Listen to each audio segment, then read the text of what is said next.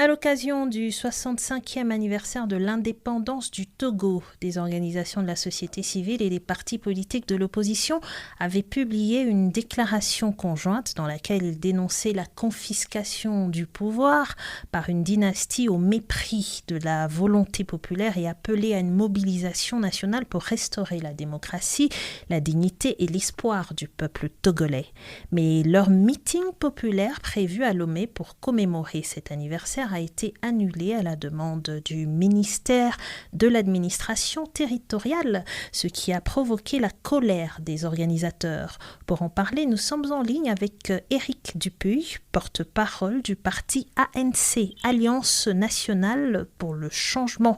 Bienvenue sur Vue d'Afrique. Bonjour Monsieur Dupuy. Bonjour madame. Alors, comment avez-vous accueilli la décision des autorités d'annuler le meeting prévu pour le 65e anniversaire de l'indépendance ? Nous ne sommes pas surpris, nous connaissons la mauvaise foi de ce régime RPT-UNI qui régente ce pays depuis des années.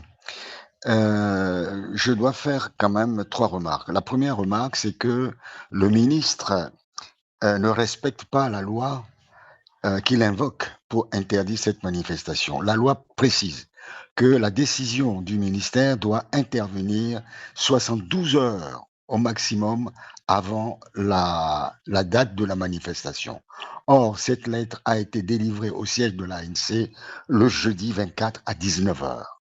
Donc, les 72 heures ne sont pas respectées par le ministre. D'autre part, le ministre dit que toutes les manifestations sont interdites sur des axes et zones spécifiques, à savoir toutes les routes nationales bitumées. Or, cette manifestation n'est pas prévue sur la route nationale dont il parle, le boulevard du Mono, mais bien à la plage de Lomé, soit à 200-300 mètres de la route. Et je dois signaler, pour ceux qui connaissent un peu Lomé, que tous les dimanches soirs, de 14h jusqu'à 21h, 22h, cette voie, le boulevard du Mono, est jonchée de monde tous les soirs. Les deux côtés des voies sont animés par les populations togolaises. Et malheureusement, comme par hasard, le jour de la fête de l'indépendance de notre pays, on interdit à une catégorie de Togolais d'aller à la plage pour juste un meeting. Monsieur Dupuy, si je comprends bien, je vous en prie, terminez. Et pour terminer, le ministre dit que le 27 avril 2005 est un événement sacré et à dimension nationale. L'une des raisons pour lesquelles il interdit cette manifestation-là. Mais est-ce qu'il y a 2 poids, 2 mesures pour les populations togolaises? C'est une fête nationale. Chaque Togolaise et chaque Togolais a le devoir et la capacité de fêter comme il entend avec ses propres moyens. Il n'y a pas seulement les fêtes organisées par le régime, par l'armée ou par M. Faure Gnassingbé. Le Togolais moyen peut aller à la plage avec ce qu'il a ce jour-là à manger et puis fêter entre amis. Or, on nous interdit cela. On interdit cela au peuple togolais. Je disais, si je comprends bien, vous n'avez reçu aucune explication officielle et claire de la part du ministère de l'administration territoriale. Ce sont les deux explications que nous avons reçues. Les routes nationales sont interdites pour toute manifestation. Nous n'étions pas sur une route nationale. Nous étions à 200-300 mètres de la route nationale. Deuxièmement, c'est une fête nationale, un événement sacré. Mais ce n'est pas nouveau. Et donc, vous aviez le droit de faire ce meeting et ce n'était pas nécessaire de faire toutes les démarches administratives pour organiser ce meeting? Tout a été fait en heure, en temps et en heure. Voilà que vous nous rassurez. Toutes les démarches administratives pour organiser ce meeting ont, de votre côté, été respectées. Mais le gouvernement, le ministre n'a pas respecté le délai que la loi lui impose. L'article 72 lui impose. Il doit nous donner une réponse dans les 72 heures avant, au plus tard 72 heures avant l'organisation de la manifestation. Or, cette lettre nous est parvenue le jeudi 24 avril à 19 heures. Et maintenant que ceci est fait, quelles sont les conséquences que cette annulation a sur annulation a sur votre mobilisation et sur les projets politiques de l'opposition? D'abord, je dois me féliciter de voir que malgré cette interdiction, les photos, les vidéos ont circulé largement sur les réseaux sociaux. De nombreux citoyens se sont déplacés pour aller à la plage au lieu prévu. Je tiens à les en remercier.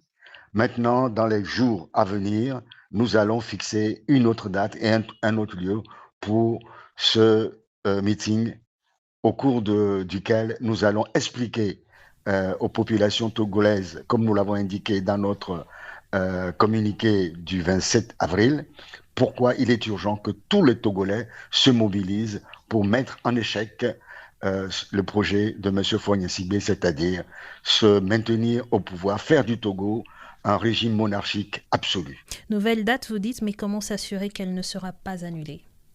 Nous continuerons, et si ça continue à être annulé, nous passerons outre la décision du ministère et nous organiserons malgré tout. Il y a quand même une question avant que l'on ne se sépare, Monsieur Dupuy. Les Togolais se sentent-ils représentés et honorés par la mission de médiateur dans le conflit congolais assignée à leur président? Nous avons écrit, nous avons dit que nous n'étions pas concernés et que c'est totalement, et d'ailleurs l'ANC a écrit à l'UA, la société civile a également sorti un communiqué allant dans le même sens, qu'il est difficile de choisir un chef d'État qui ne respecte pas la démocratie et l'état de droit dans son propre pays et qui va régler le problème chez les autres. Aujourd'hui, je m'interroge sur la réalité de cette nomination de M. Faure Gnassingbé, puisque apparemment le problème est réglé déjà par le Qatar et les États-Unis. Mais aussi le fait que Faure Gnassingbé soit désigné pour régler des conflits internationaux peut-il affecter la perception de l'opposition togolaise vis-à-vis de l'Union africaine, notamment en termes de partialité? Je ne connais pas les fondements qui ont amené l'UA à choisir M. Faure Gnassingbé, puisque l'UA sait très bien que M. Faure Gnassingbé est président au Togo depuis 20 ans, qui ne respecte pas les droits humains, qui ne respecte pas la démocratie, et que M. Faure Gnassingbé ne fait que poursuivre ce que son père a fait pendant 38 ans.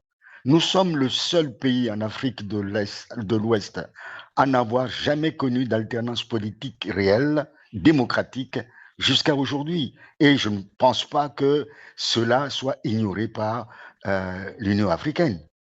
Monsieur Dupuy, merci pour toutes vos explications, vos réponses à nos questions sur Vue d'Afrique. Vous êtes porte-parole du parti ANC, Alliance nationale pour le changement. Vous nous répondiez depuis Lomé, c'est ça?